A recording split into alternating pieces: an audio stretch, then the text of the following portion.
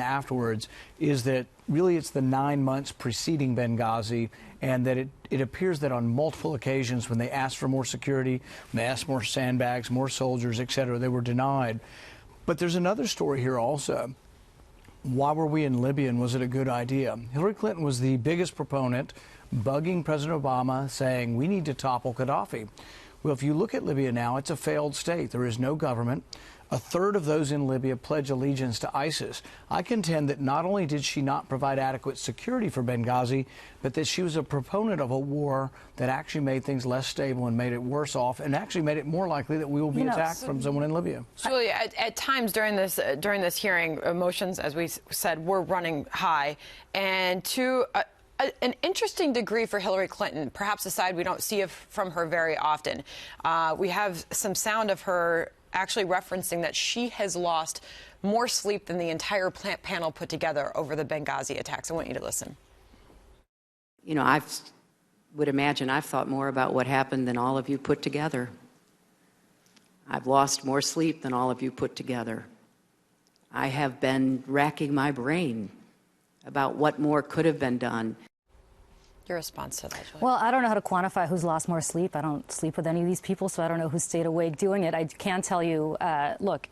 But the point that she's bringing that up. Well, why wouldn't she bring that up? Look, she was Secretary of State. This happened on her watch. She took responsibility for it. I don't think she's ever said that this is not my fault. She took responsibility for it. You go on to then say that she could have done what?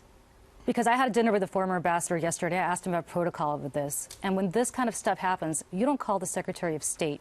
You call somebody called the Regional Security Officer. You call diplomatic security.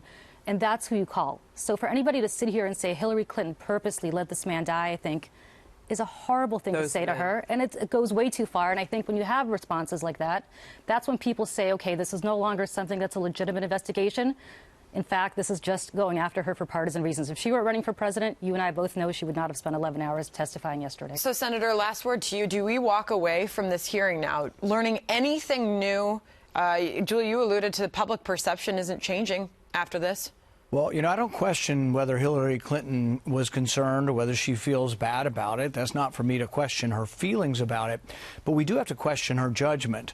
You know, she's running to be president of the United States, and was her judgment good? Did she oversee a State Department that provided adequate security?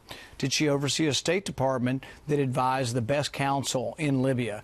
What's the best counsel to topple Gaddafi? I argue that there's one thing you can know from the Middle East, and that's when we topple secular dictators, we've gotten chaos and the rise of radical Islam. And I think we're more at risk for attack from Libya than we were before they toppled Gaddafi. So I think she made an error in judgment in wanting to be there in the first place, and then she made and compounded that error by not providing adequate security. And I'll give one other example. In Somalia, you remember in Mogadishu, the movie Black Hawk Down, and how that was a terrible disaster for America? In the investigation, they found out that Les Aspin had turned down adequate equipment for Mogadishu. Bill Clinton let him go. So I think if Bill Clinton had been president now with Hillary Clinton, I think he'd have let Hillary Clinton go for not doing her job, same way he did with Les Aspin. I wonder if anybody will be let go. That's a good point. All right. Great to get your perspective.